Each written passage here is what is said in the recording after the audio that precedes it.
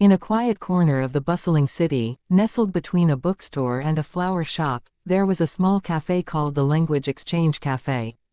It wasn't the fanciest place in town, but it was charming, wooden shelves lined with books, soft music humming in the background, and a chalkboard sign outside that read, "Coffee, Conversations, and Cultures," all in English.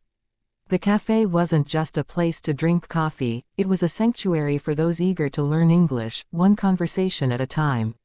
Every Saturday afternoon, a group of people from different corners of the world gathered at the Language Exchange Café.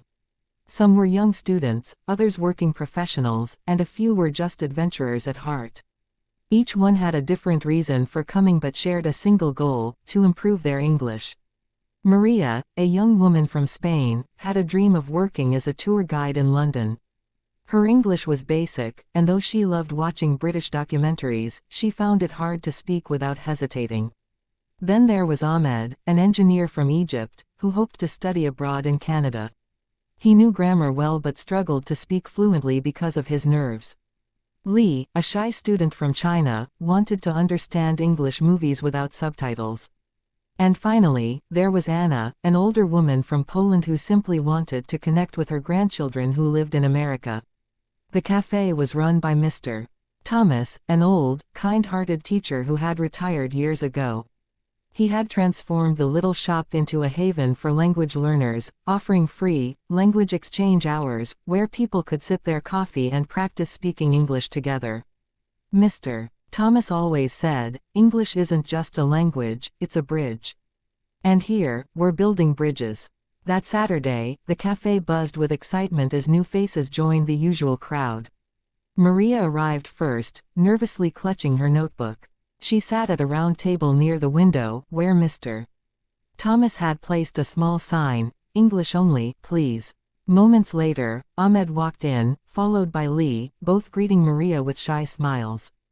They exchanged awkward hellos before Anna entered, greeting everyone warmly with her accented but confident English. "Welcome, everyone," Mr. Thomas said, clapping his hands together. "Today, we're going to talk about dreams, what we want to do, where we want to go, and how English will help us get there. Remember, don't worry about making mistakes.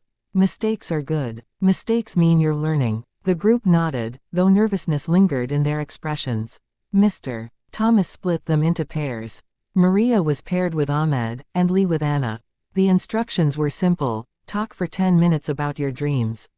Maria took a deep breath, turning to Ahmed. I want to work in London.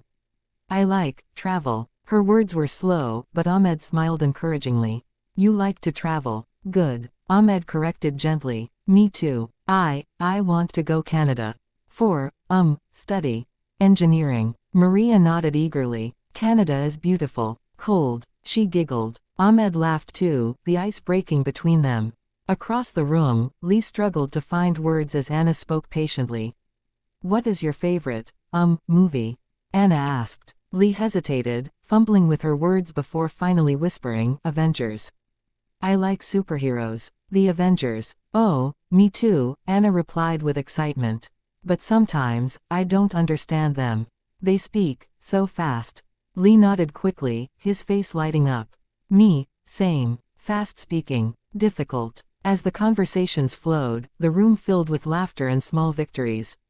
Maria learned to pronounce tour guide correctly after practicing with Ahmed, while Lee learned the phrase, "slow down," to ask people to speak at a slower pace. Mr. Thomas walked around, offering support. Every time someone struggled, he gently encouraged them. "Remember, everyone," he said, "communication is not about perfect grammar. It's about understanding each other." As the hour passed, the group switched partners. Ahmed sat with Anna and listened intently as she shared stories about her grandchildren. They text me in English. So fast. I want to speak with them better," she said, her eyes glistening with hope. Ahmed nodded and showed her how to use simple phrases like, "How are you?" and "What did you do today?"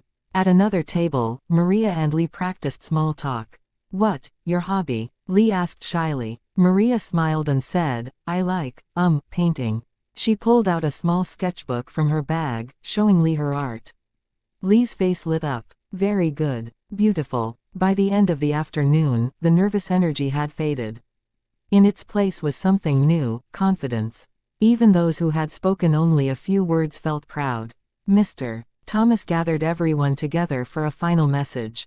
You see, he said with a smile, language is not a barrier, it's a bridge. Today, each of you crossed that bridge just a little bit further. You laughed, you learned, and most importantly, you tried. And that is how you improve. The group clapped, a sense of achievement washing over them. Before leaving, they exchanged small notes and promises to return next week. Maria turned to Ahmed. You help me. Thank you. Ahmed grinned. You help me, too. Next time, we talk more. As the cafe emptied, Mr. Thomas watched the group disappear down the street, chatting in broken but eager English. He couldn't help but smile. They were strangers when they entered, but now, they were connected, united by language, shared dreams, and the courage to keep trying. That's how it always was at the Language Exchange Café. People walked in with uncertainty but left with hope, one word at a time. And next Saturday, the chalkboard outside would still welcome them back with a promise of coffee, conversations, and the chance to build bridges again.